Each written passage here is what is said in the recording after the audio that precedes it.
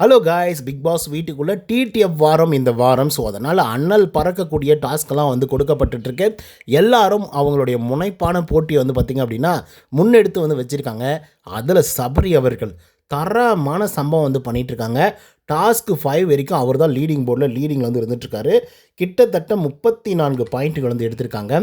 அதே போல் விஜய் பார்வதி, கம்ருதீன் அப்படின்னு சொல்லி போட்டி வேறு மாதிரி வந்து நடந்துகிட்ருக்கு.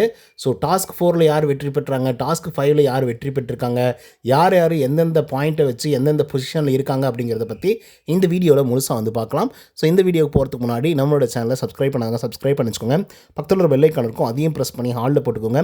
அப்போ தான் நாங்கள் அப்டேட் பண்ணுற ஒவ்வொரு விஷயமும் நோட்டிஃபிகேஷன் வந்து சேரும். அதை தாண்டி இந்த வீடியோக்கு குறைஞ்சபட்சம் ஒரு 1000 லைக்னா எதிர்பார்க்குறோம். ஸோ லைக்கை போடுங்க, வீடியோ பாருங்கள். வாங்க இந்த வீடியோக்குள்ள வந்து போகலாம்.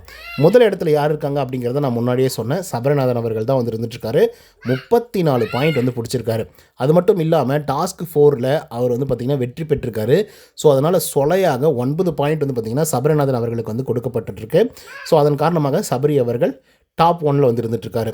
டாப் 2ல் யார் இருக்காங்க அப்படின்னு பார்த்தீங்கன்னா காதல் ஜோடிகள் கமருதீன் மற்றும் பார்வதி 2 பேருமே வந்து பார்த்திங்கன்னா 2வது பொசிஷனை வந்து பிடிச்சிருக்காங்க. கிட்டத்தட்ட 29 பாயிண்ட்ஸ் வந்து வாங்கியிருக்காங்க. ஸோ அது ஆக்சுவலாக சொல்லப்போனால் ரியலாக சொல்கிறேன், விஜய் பார்வதி அவர்கள் சின்ன சின்ன டாஸ்கில் சின்ன சின்ன விஷயங்கள் வந்து பண்ணியிருந்தாலும் கூட இவ்வளோ பாயிண்ட் எடுக்கிறது அப்படிங்கிறது சாதாரணமான ஒரு விஷயமே கிடையாது. இருந்தாலும் அவங்க வந்து எடுத்திருக்காங்க. கமருதீன் அவர்கள் வந்து பார்த்திங்கன்னா டஃப் ஃபைட் வந்து கொடுத்துட்ருக்காரு. ஒன்று கமருதீனுக்கு போகணும், இல்லை கானா வினோத்துக்கு தான் போகும் அப்படின்னு சொல்லி நம்மளாம் எதிர்பார்த்துட்டு இருந்தோம். ஆனால் இப்போதைக்கு அவர் வந்து 2வது இடத்துல தான் வந்து இருந்துட்டுருக்காரு. 3வது இடத்துல யார் இருக்காங்க அப்படின்னு பார்த்திங்கன்னா 3 பேர் வந்து இருக்காங்க. ஒன்று அரோரா, அவங்களும் 25 பாயிண்ட் வந்து வாங்கியிருக்காங்க. ஸோ அவங்களும் வந்து பார்த்திங்கன்னா லிட்ரலாக சூப்பராக வந்து ப்ளே பண்ணிகிட்ருக்காங்க. ஃபஸ்ட்டு டாஸ்க்கில் 8 பாயிண்ட் வந்து பார்த்திங்கன்னா வாங்கியிருந்தாங்க. லாஸ்ட்டு 5வது டாஸ்க்கில் 1 பாயிண்ட் மட்டும் தான் வாங்கியிருக்காங்க. ஸோ அதன் காரணமாக 25 பாயிண்ட்ஸ் வந்து வாங்கியிருக்காங்க.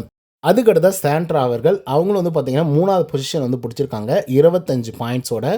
ஸோ இவங்க ஃபஸ்ட்டு டாஸ்க்கில் ஒரே ஒரு பாயிண்ட் தான் வந்து எடுத்திருந்தாங்க. ஸோ அதனை தொடர்ந்து செகண்டு டாஸ்க்கில் வந்து பார்த்திங்கன்னா 9 பாயிண்ட் வந்து வாங்கியிருந்தாங்க. 3வது டாஸ்க்கில் 4 பாயிண்ட்டும் 4வது டாஸ்க்கில் 7 பாயிண்ட்டும் வந்து வாங்கியிருக்காங்க. 5வது டாஸ்க்கில் 4 பாயிண்ட் வந்து வாங்கியிருக்காங்க. ஸோ மோரார்லெஸ் ஒரு ஆவரேஜான பர்ஃபார்மன்ஸ் எல்லா டாஸ்க்லையும் வந்து கொடுத்துட்ருக்காங்க. அதுக்கடுத்த திவ்யா கணேஷ் அவர்கள் ஸோ இவங்க ஃபிசிக்கல் டாஸ்க்கே ஒன்றுமே பண்ண மாட்டேங்கிறாங்கப்பா அப்படின்னு சொல்லி நம்ம யோசிக்கும்போது இல்லை நானும் பண்ணுவேன்டா அப்படின்னு சொல்லி நிரூபிச்சிருந்தாங்க. நேற்றுக்கே நீங்கள் பார்த்துருப்பீங்க அப்படின்னு நான் நினைக்கிறேன். ஸோ அதுக்கேற்ற மாதிரி 25 புள்ளிகளை பெற்று 3வது இடத்தை வந்து பிடிச்சிருக்காங்க நம்மளுடைய திவ்யா கணேஷ் அவர்கள். ஸோ அதனை தொடர்ந்து வந்து பார்த்திங்கன்னா விக்ரம் 4வது இடத்தை வந்து பிடிச்சிருக்காரு 23 பாயிண்ட்டோட.